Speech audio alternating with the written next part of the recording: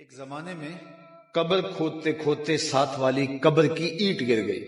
اور لوگوں نے دیکھا کہ جو صاحب قبر ہے اس کا کفن بھی میلا نہیں ہوا، تو شوق و جستجو کی چنگاریاں روشن ہوئیں کہ دیکھیں کہ یہ کون ہے، حالانکہ اوپر قبر کا نشان نہیں تھا۔ تو خیر جو تھوڑا بہت جگہ کا اندازہ تھا اس کے مطابق صاحب قبر کو ڈھونڈنے نکلے، گاؤں سے پوچھا یہ کس کی قبر ہو سکتی ہے، تو پتہ چلا کہ فلاں شخص کی قبر ہے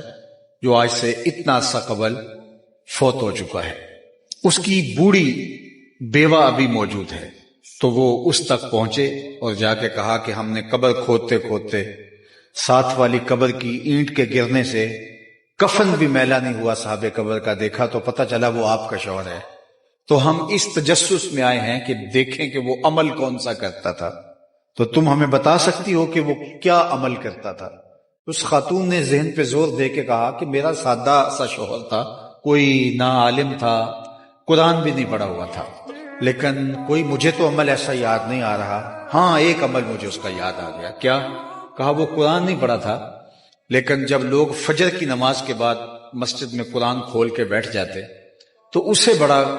دکھ ہوتا کہ کاش کہ میں بھی قرآن پڑھا ہوتا، تو وہ بوجھل قدموں سے گھر آتا اور اوپر طاق پہ رکھا ہوا قرآن مجید کا نسخہ اٹھاتا، اس کو کھولتا، چومتا،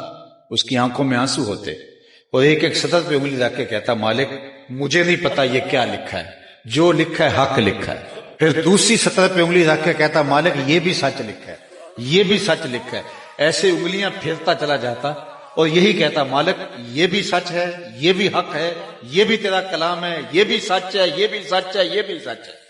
تو جتنا اس کے پاس وقت ہوتا تو 4 صفحے 10 صفحے 5 صفحے انگلی پھیرتا چلا جاتا اور کہتا مالک یہ بھی سچ، یہ بھی سچ، یہ بھی سچ، یہ بھی سچ۔ تو کہا آج اس کی قبر میں جو تم نور دیکھ رہے ہو وہ قرآن سے محبت کی وجہ ہے، اور جنہوں نے قرآن کو سینے میں رکھ لیا اللہ ان کو کیا عطا کرے گا اور ان کی